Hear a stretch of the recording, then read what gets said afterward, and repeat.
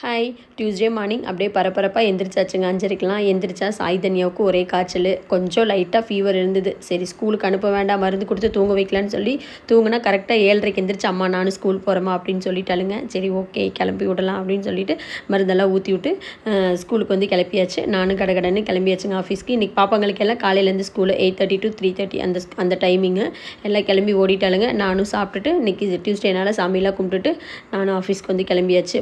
அப்படியே பாத்திரமெல்லாம் போட்டபடி கிளம்பி ஓடிட்டேன். நான் வீட்டுக்கு வந்து பார்த்தா சிங்கே அழுகிற அளவுக்கு ஆகிப்போச்சு. அந்தளவுக்கு பாத்திரம் இருந்துச்சு. சரி வந்தோடனே நல்லா தேய்ச்சி எல்லாத்தையும் எடுத்து ஒரு ஓர்சல் பண்ணி வச்சுட்டு நைட்டுக்கு தக்காளி சட்னியும் தோசையும் ஊற்றி சாப்பிட்டாச்சுங்க. அப்புறம் இன்றைக்கி வந்து ஃப்ரைடே வந்து போன வாரம் மார்க்கெட் போகலையா, அதனால் இந்த வாரம் கொஞ்சம் மார்க்கெட் போயிட்டு வெஜிடேபிள்லாம் வாங்கிட்டு வீட்டுக்கு வந்து எல்லாம் க்ளீன் பண்ணி எடுத்து ஃப்ரிட்ஜில் ஸ்டோர் பண்ணிவிட்டு தோசை ஊற்றி சாப்பிட்டாச்சு. இதுதான் இன்றைக்கி routine. Actually most of the time routine வந்து இப்படி தான் இருக்கும். வீடியோ பிடிச்சிருந்தா லைக் பண்ணுங்கள். பை.